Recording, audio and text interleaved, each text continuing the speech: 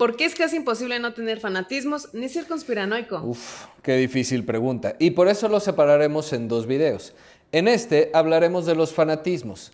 Leer la definición de la RAE es muy simple: apasionamiento desmedido en la defensa de creencias u opiniones, especialmente religiosas o políticas. Pero en sí mismo esta definición no nos dice mucho.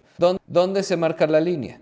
Quizás si vemos los sinónimos podamos tener más luz. Intransigencia, intolerancia, obstinación, extremismo, radicalismo, sectarismo, exacerbación, exaltación e incondicionalidad son sinónimos de fanatismo. ¿Ya nos empieza a hacer clic en la cabezota?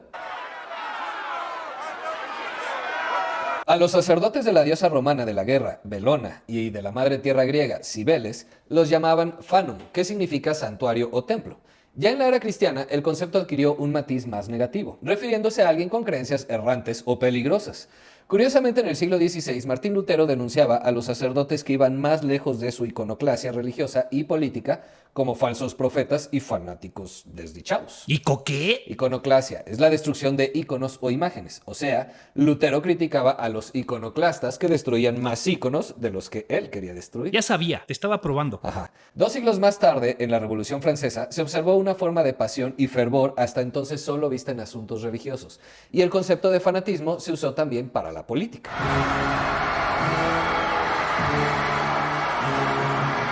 Kant ya nos advertía desde el siglo XVIII que si bien la humanidad se inclinaba implacablemente hacia el progreso, la participación apasionada en la política podía romper fácilmente las ataduras de la razón y caer en la pasión opresiva del fanatismo. Ahora tú vas a filosofar. ¿Cuándo no lo he hecho? Pero sin fanatismos. Si ya encontraste la verdad, dejaste de filosofar. En fin, Edmund Burke, también sobre la Revolución Francesa, decía que los hombres de letras políticas que habían orquestado el movimiento buscaban refundar completamente Francia con un grado de fervor que solo se había visto en los propagadores de alguna religión. Bien por la Revolución Francesa, pero lo que siguió no estuvo nada padre. Búsquenlo en su celular. La idea de que una sociedad ideal podía ser creada sobre los restos del Estado francés existente, por imperfecto que fuera, era fanatismo puro. Él decía, siempre hay algo más que la mera alternativa de la absoluta destrucción o la existencia sin ninguna reforma. Ya les caí el 20 en qué se pudo equivocar Marx, mis queridos filósofos gastronómicos, besadoras de botas maduras, ¿o todavía no? Ay, ¿eso lo dije o no pensé? El escritor y periodista José Andrés Rojo describe el mecanismo de las religiones monoteístas, aunque yo me tomaré la licencia de aplicarlo a todo tipo de fanatismo de la siguiente forma. Los fieles, de lo que sea, operan con la superioridad moral que les otorgan sus sacerdotes o líderes, que les susurran a sus oídos: adelante, formas parte de un plan verdaderamente justo, no renuncies a ningún medio para conseguirlo y si hace falta, machaca a tus enemigos hasta la muerte. ¿Les suena, mis queridos fanáticos de la 4T? ¡Plan C, plan C! Estoy seguro que ni el 1% de los que se dedican a escribir esos comentarios en cuanto video pueden, tienen idea siquiera de qué se trata. ¿Por qué no? No son bots la mayoría, increíblemente. Están convencidos de haber sido proscritos. ¿Pros qué? Proscritos. Entre otras cosas, significa bajo amenaza o expulsados. Me sigues probando, ¿no? Obvio. Ajá. La cosa es que están convencidos de haber sido excluidos o despojados en algún momento anterior. Reclaman una reparación. Existe alguien, Dios o persona, que les promete la gloria. Los mueve el resentimiento y los fortalece el miedo. ¿Y no hay injusticias? Claro que sí. Lo que no hay es un Mesías que las arregle. Nunca lo ha habido ni lo habrá, al menos en esta vida. En otras ya es cuestión de tu fe.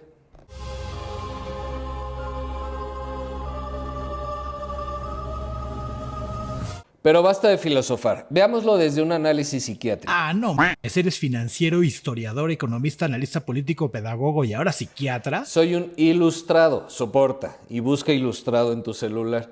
Y además, tú y otros 10 me ayudan con los guiones. ¿Para qué te haces? ¿Quién escribió este pésimo chiste? Como sea, desde el punto de vista psiquiátrico, el fanatismo que nos rodea o que habita en nosotros, lo reconozcamos o no, y el delirio tienen manifestaciones comunes.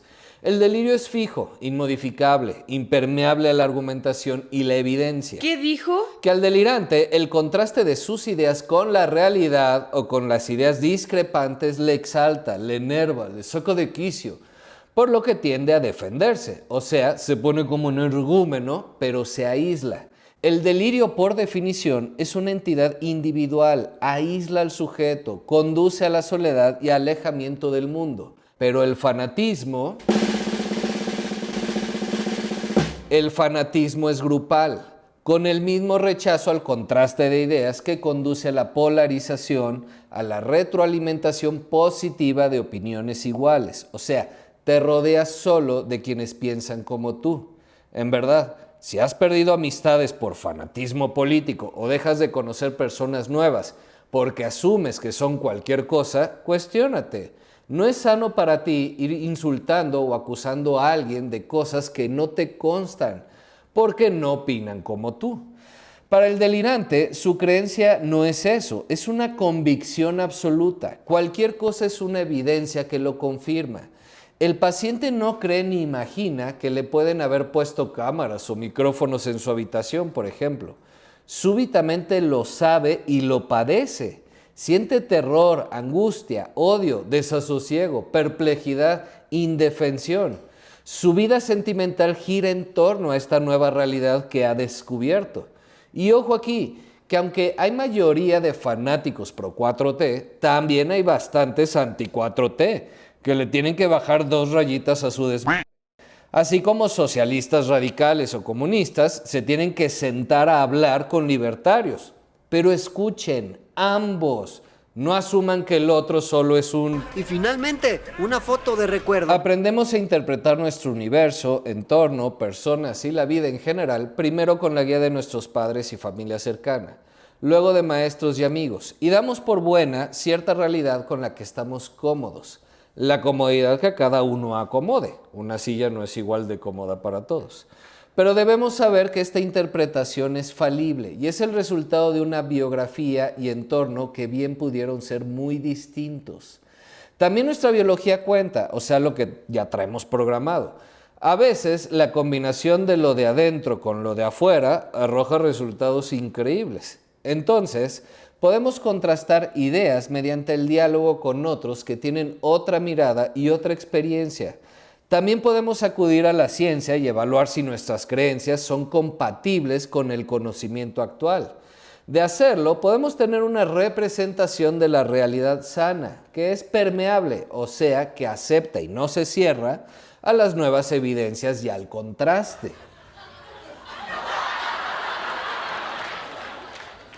En el fanatismo se huye del otro y de la realidad. Buscamos nichos de homogeneidad.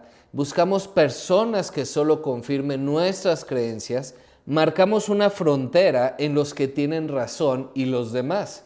Normalmente el grupo fanático se siente cómodo con el rol de víctima. La mafia del poder nos hizo, robaron, desgraciaron al país, o la 4T solo saquea y nos quieren convertir en Venezuela. Y lo peor es que ambos pueden tener algo de razón.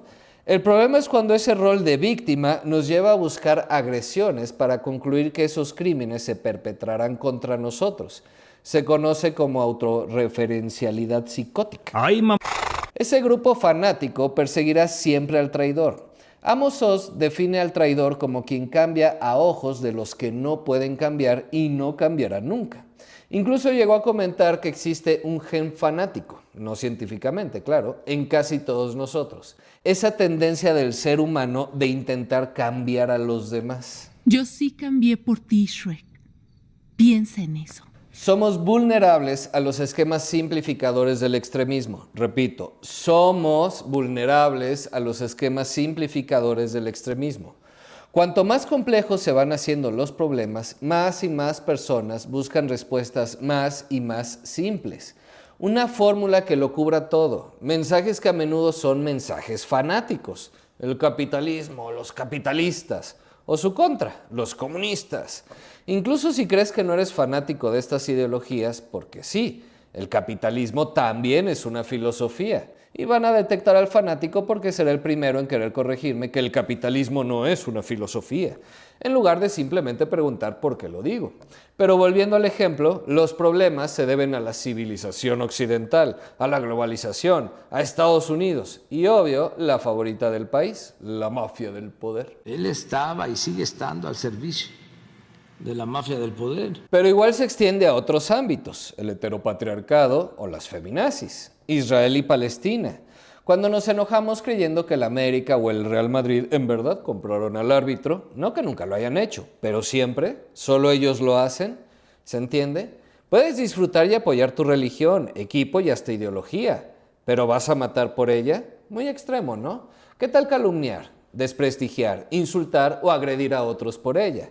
E igual con tus discusiones musicales, excepto con el reggaetón, ese sí hay que desaparecerlo de la faz de la tierra. Tío, Es broma, no empiecen de energúmenos. ¿podemos hacer algo? Pues en lugar de limitarnos a tolerar, podríamos cultivar nuestra curiosidad, aprender de otros, buscar evidencia, contrastar nuestras ideas, pero sobre todo resistirnos a las simplificaciones. Por supuesto, compartir este video con todo el mundo, chairos y fifís por igual, serviría de mucho. No es fácil, pero es necesario. Cuestiónate, ¿en qué momento te identificaste y describiste como AMLover o anti-AMLO?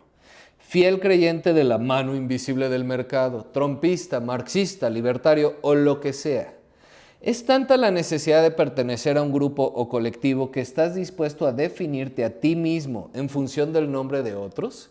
Incluso a costa de rechazar sin mayor filtro analítico y empático a quienes no forman parte de ese grupo, al tiempo que aceptas en el tuyo a quienes quizá no valgan la pena. Por supuesto que tú y solo tú y tu grupo son los buenos y tienen bien identificado a los villanos de la historia. ¿Seguro? ¿Seguro que no hay mesías allá afuera dispuestos a decir lo que sea para explotar tus filias y fobias? ¿Seguro que no eres víctima de propaganda religiosa o política? Y no que quien la ejerza sea malo, quizá ni se ha dado cuenta y él mismo está inmerso en su fanatismo. Pero te lo pregunto a ti. Hoy conoceremos la verdad que nos ocultan, secretos de las élites que gobiernan al mundo. Voy a desafiar todo lo que creen saber, nos internaremos a un laberinto donde la realidad y la ficción se entrelazan. Desenterraremos secretos y revelaremos verdades incómodas para muchos. ¿Se atreven a conocer lo que realmente está pasando? Ay, no seas mamá. Mirar más allá de lo obvio te abrirá los ojos a verdades inesperadas, mi querido filósofo libertario. ¿Te atreves? Como salgas con una mamá. ¿Qué tendrán en común la negación del holocausto, movimientos antivacunas, negación del cambio climático, QAnon, terraplanismo, estelas químicas, el nuevo orden mundial, los fraudes electorales de 2006 y el de Estados Unidos en 2020, el Pizzagate, el proyecto MKUltra, los Illuminati, el encubrimiento extraterrestre en sus más de 1000 formas, la muerte de celebridades como Elvis Presley o Pedro Infante, HARP y el control climático, el hombre jamás llegó a la luna, la fluorización del agua, los sabios de Sion, la mafia del poder, los reptilianos y 1000 más? ¿La falta de evidencia concreta? Sí, pero más importante, el sensacionalismo, la exageración, el alarmismo, dramatismo, amarillismo, el escándalo, la hipérbole, el morbo, el inflamiento y la soflama. ¿Soflama? Discurso o declaración encendido, vehemente y apasionado con el propósito de incitar o conmover a la audiencia. Aquí los conspiranoicos ya deslizaron hacia arriba para seguir viviendo su mentira. O algún fanático de la 4T notó que incluí el fraude electoral del 2006, la mafia del poder, y está listo para descargar toda su furia en comentarios. No se enojen, si quieren también incluyo que la 4T nos convertirá en Venezuela. Otra cosa que tienen en común es que tienen una base real, todas. Nos encanta el drama por alguna razón. Por ejemplo, en Australia, Reino Unido, Alemania, Polonia, Francia, Italia, Turquía, Japón y Estados Unidos, países con una altísima migración, se realizó una encuesta. Las personas estimaban en 24% la población migrante. La realidad es que no alcanza ni el 12%. Más grave aún cuando se habla de población musulmana, en la que estimaron un 17%, cuando solo representa el 3%. En Turquía, al revés, se les preguntó por población cristiana y la estimaron en 16%. La realidad apenas es el 1.2%. Pero hay un dato que les va a encantar, sobre todo a los filósofos gastronómicos y con el que me van a querer banear el canal. La proporción de la riqueza mundial que concentra el 1% más rico. Antes de seguir, pon pausa y escribe en comentarios cuál crees que es. A ver qué tan conspiranoico eres. La percepción indica 38%, la realidad es 13%. Igual es un pero tema de otro video es ¿qué es ese 13% y en qué partes del mundo se encuentra? Porque a veces también lo confundimos o mezclamos con ingreso, cosas completamente distintas. Pero la mejor, el 49% de las personas afirman confiar más en su experiencia e investigación personal que en las explicaciones científicas. Estamos en el hoyo y cavando. En Estados Unidos, una cuarta parte cree que existe un proyecto organizado por las élites para reemplazar la población de su país con migrantes de otras culturas y religiones.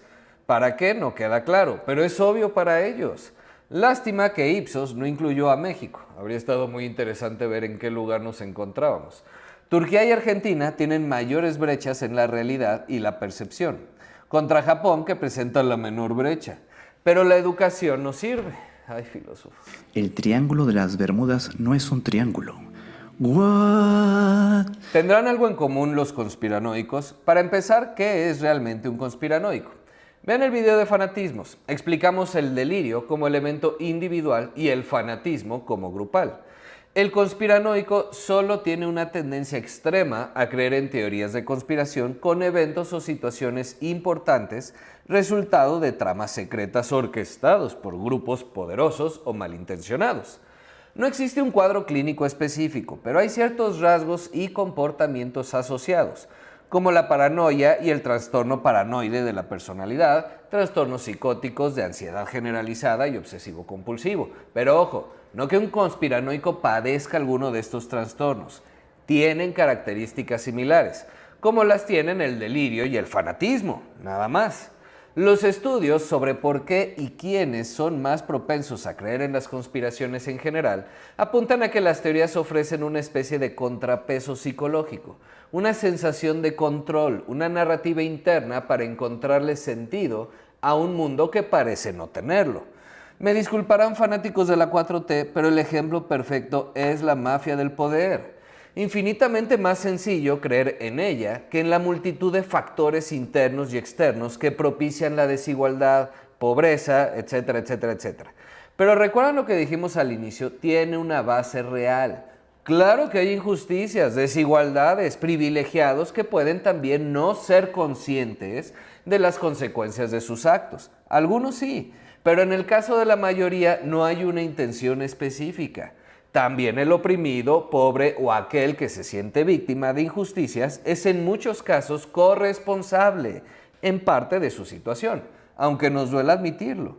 Esa verdad complica enormemente las medidas a tomar para combatir los problemas. En cambio, la mafia del poder es simple. No tiene caso. Es un desastre.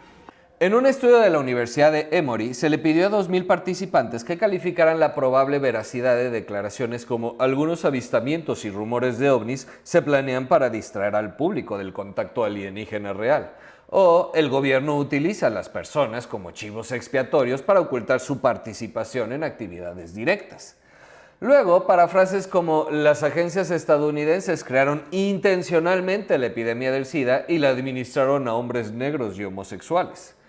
Alrededor de 60% resultaron resistentes a estas teorías.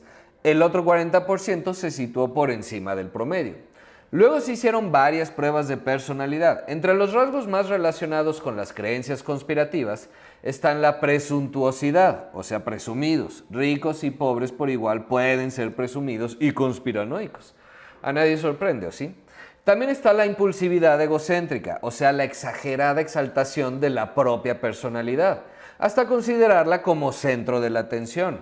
Ausencia de compasión, el recolector de injusticias con exceso de confianza, niveles elevados de estados depresivos y ansiedad, o sea, el tipo malhumorado confinado por las circunstancias o por su edad. ¿Ya pensaron en alguien?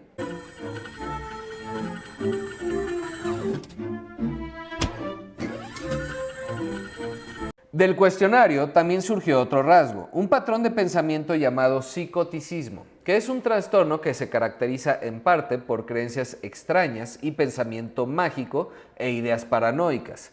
En el lenguaje de la psiquiatría es una forma más tenue de una psicosis en estado avanzado. Y no vuelvan a hacer el mismo chiste de si me creo financiero, economista, pedagogo, historiador, analista político y ahora psiquiatra. Ya se contó en el de fanatismos, véanlo. Volviendo al tema y enfocándonos, luego dicen que digo algo, las teorías exitosas siempre tienen elementos comunes. Primero, un villano adecuado, fundamental. Nos deben hacer sentir bien acerca de nuestro propio grupo social, menospreciando a aquellos que consideramos rivales. O sea, nos sentimos atraídos por aquellas teorías que satisfacen nuestros prejuicios. Esto es una bomba, sobrinos, neta. Si no les cae el 20 con esto, ya los perdimos. Los prejuicios van en ambos sentidos. No solo el pobre es pobre porque quiere. También hablas desde el privilegio. Es un prejuicio. Ser privilegiado y hablar desde el privilegio no es lo mismo. Como ser pobre y querer ser pobre tampoco. Pónganse las pilas. La cosa es que esto genera una sensación de protección contra los enemigos. Otro aspecto es que las teorías de conspiración tienden a surgir bastante rápido cuando ocurre algo importante. Aparecen de la nada cuando hay algún tipo de crisis o conflicto que las personas realmente desean explicar y para el cual quieren tener respuestas. También abordan algún tipo de ambigüedad o misterio. Por ejemplo, cuando un gobierno no proporciona alguna información. Las lagunas se combinan con desconfianza general, volviendo más atractivas las explicaciones sencillas. Con el tiempo, las conspiraciones ganan popularidad y se sumergen en un círculo de retroalimentación positiva. Cuanto más se discuten, más legitimidad parecen adquirir. Como mencioné ya varias veces, las conspiraciones surgen a partir de hechos verdaderos. Un evento real que es fácil de ver, pero muy difícil de explicar. Aunque últimamente ya ni parecen siquiera necesitar pasar por este filtro, para que una teoría obviamente falsa llegue a tener éxito. También porque nos encanta el chisme. La mayoría de veces ni creemos en ella, pero la hacemos popular porque es interesante o divertida. Y no habría problema con eso, salvo porque hay quien se la cree. ¡Un niño flotó sobre mí y voló un auto con su rayo láser! El conspiracionismo siempre ha estado ahí. No hay forma de comprobar si se ha incrementado o no a lo largo del tiempo, o si el aumento es reciente con las redes sociales. Sería conspiranoico concluir esto, pero las redes sociales sí han cambiado la forma en la que accedemos a la información. Y para quienes de por sí tienen una tendencia a creer en estas conspiraciones, les es más sencillo encontrar información que les da la razón. Pueden buscar información en internet, visitar fuentes específicas y descartar aquellas que contradigan sus opiniones, de tal forma que sus actitudes sobre el tema de la conspiración en cuestión se polariza aún más. ¿Cómo sé si soy conspiranoica? Fácil, ¿dudas o niegas? ¿Cómo? Una razonable duda siempre es necesaria. Volviendo al ejemplo del fraude del 2006, hay razones para pensar que existió, pero no tenemos pruebas, nadie las tiene. Yo creo que sí hubo, pero no me consta, mantengo una duda. Y por supuesto no voy por ahí diciéndole ratero, chayotero, prianista y cuanta burrada se me ocurra a quien no piensa igual. Otra sería la ciencia. Puede costarme mucho trabajo entenderla, así que dudo si la Tierra es plana o redonda. Escucho ambas teorías y como la gravedad me es muy compleja y me hace más sentido la Tierra plana, puedo creerla. Pero si ya empiezo a creer en conspiración de que hay un grupo de viejitos siniestros cuyos fines y despilfarro de recursos es inimaginable para mantener la mentira, ya no tiene sentido. Dudo, pero no afirmo.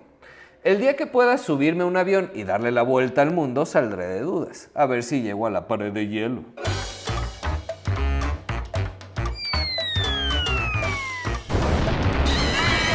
Otro ejemplo para que los cuatroteístas no se me enojen y vean que somos parejos es el nos quieren convertir en Venezuela. Claro que puedo ver señales que insinúan eso, puedo creerlo, pero tampoco tengo evidencia. Hay una serie de situaciones que hago encajar en mi mente para reafirmar mi creencia, retroalimentando con mi círculo social que confirma y reafirma las mismas creencias. Pero no tengo pruebas, no puedo afirmarlo con certeza. O sea, si dudo y estoy atento, está bien. Pero si ya estoy seguro, sin lugar a dudas, y me pongo a insultar a medio mundo y a pendejar a quien no lo cree, pues tengo un problema. En ambos casos, los creyentes de la mafia del poder y los creyentes de la conversión mexicana en Venezuela deben contrastar la información. O no, pueden vivir su vida sin meterse en broncas, pero entonces omítanse y omitan sus estados de WhatsApp, Facebook y cadenas que solo repiten sin siquiera verificar si la información que están difundiendo es cierta. Para concluir, las investigaciones apuntan a que alguien que cree en una teoría conspiranoica es más probable que crea en otras, incluso si se contradicen. Hola Bartlett. Y ahí les va un meme, pero del 88, no empiecen de energúmenos. ¿Usted ya abiertamente puede decir que hubo fraude y pedirle disculpas a Cuauhtémoc Cárdenas? Caramba, Jorge, si lo que se sabe a 20 años de distancia de esa elección, porque ahora sí ya se tienen todas las actas de esa elección, es la primera elección en la historia de México que está totalmente documentada en los archivos de la nación en México. ¿Y sabe lo que las actas señalan? ¿No hubo fraude? ¿Sabe lo que las actas señalan? A que hubieron irregularidades, por supuesto, se señalaron. Pero ¿sabe lo que las actas señalan? En las actas que están firmadas por los representantes de los candidatos de oposición, pues esas actas, la suma de los votos muestra que ganó el candidato del PRI. Tenías que salir con tu mamá. Dijiste que nos revelarías la verdad oculta y no dijiste nada. ¿No lo hice? Tienes que poner más atención. ¿De dónde sale la conspiración? Todas tienen un autor, un escritor, creativo, publicista, un empresario, filósofo gastronómico, libertario o un político o grupo influyente. Cualquiera puede crear una teoría de conspiración, escribir un libro muy bien hecho y hasta basar toda una campaña política en ella. Esa sí es una conspiración. ¿Qué gana? Poder, atención, publicidad, dinero. El creador de conspiraciones es el que tiene un plan oculto a la vista de todos para controlarnos. ¿No lo habías pensado?